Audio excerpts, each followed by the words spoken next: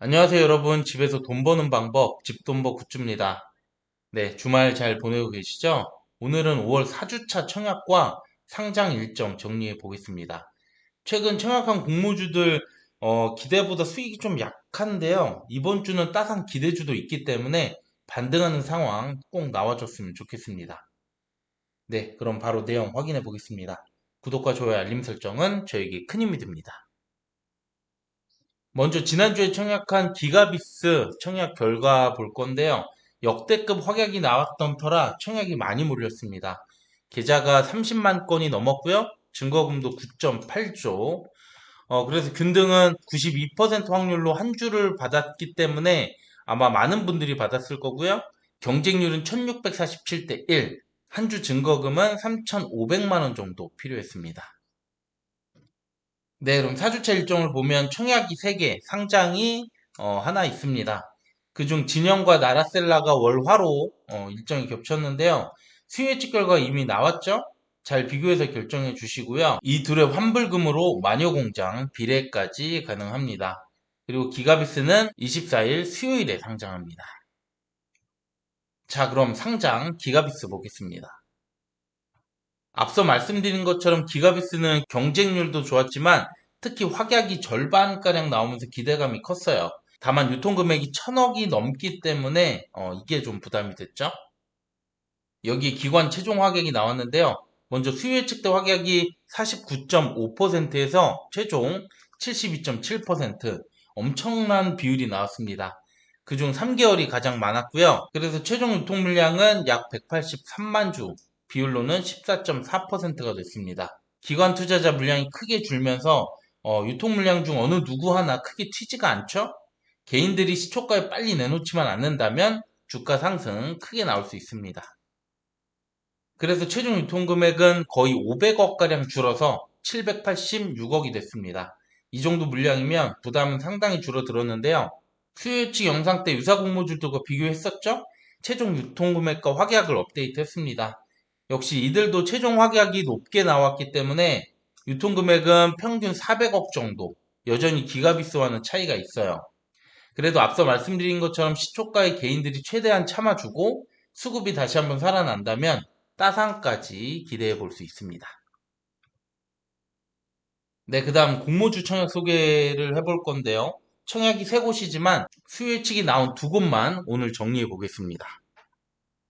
먼저 진영은 가구나 건축자재, 가전 등 마감재에 들어가는 플라스틱 시트를 만드는 업체예요.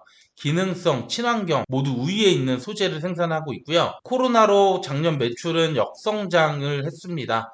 하지만 이제 회복되는 추세로 중국 등 해외 매출을 확대해 나갈 계획이라고 합니다. 연매출은 481억, 순이익 51억 정도 수준이고요. 그 외 공모 주식 수는 총 425만 주, 213억, 그중 일반 청약자에게 53억 배정합니다. 시총은 855억, 소형이고요. 유통 물량은 259억입니다. 주관사 하이투자증권 단독이고요. 공모가는 상단보다 초과한 5천원으로 확정이 됐어요. 청약 한도는 최소 10주 2만 5천원 필요하고 최고 한도는 우대가 없이 전체에 10만 6,250주 2.6억까지 가능합니다. 그 다음 나라셀라를 보면 국내 와인 수입사죠. 미국이나 프랑스, 칠레, 이탈리아 등 와인 유명 국가들에게 수입을 해서 국내 유통합니다. 연 매출은 1,000억 정도 수준이 나오고 있는 규모가 상당한 곳이에요. 공모 주식수는 총 145만 주, 290억이고요. 일반 청약자에게 73억을 배정합니다. 시총은 1288억, 구주 매출이 15%뭐 크지는 않고요. 유통 물량은 346억입니다. 주관사는 두 곳인데요. 신영증권이 80%를 배정하기 때문에 대부분이고요. 공모가는 하단인 2만 원으로 확정이 됐습니다. 청약 한도는 최소 50주 50만 원, 최고 한도는 일반 청약자 기준 신영증권이 9,000주로 비교적 더 많습니다. 참고해 주세요.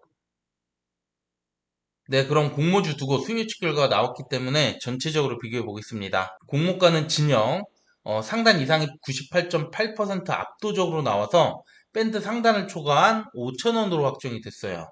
다만 상단보다 거의 20%가 오른 가격이기 때문에 그만큼 가격 메리트는 빠졌다고 할 수 있겠죠? 나라셀라는 하단 이상이 55%, 하단 미만이 45%, 가격 신청이 크게 갈렸는데요. 결국 하단으로 확정이 됐습니다. 하단과 하단 미만이 대부분인 상황이라서 하단보다 좀 낮추기를 바랬거든요. 여기도 좀 아쉽긴 하죠. 그 외 경쟁률, 확약 모두 진영이 월등히 좋은데요. 유통금액도 200억대라서 규모 더 작습니다. 그래서 진영으로 청약이 많이 몰릴 가능성이 있지만 나라셀라 상장일이 변경이 됐죠. 6월 1일에서 2일로 동시 상장은 피했기 때문에 나라셀라도 의외의 수익 나올 수 있습니다. 1일차 청약 경쟁률 보시고 어느 곳에 집중하는 게 더 이익일지 최종 결정해 보시길 바랍니다. 네, 오늘 내용은 여기까지고요. 저는 월요일 진영과 나라셀라 1일차 영상으로 다시 인사드리겠습니다. 네, 남은 주말 잘 보내시고요. 오늘 내용도 괜찮았다면 구독과 좋아요, 알림 설정 부탁드립니다. 감사합니다.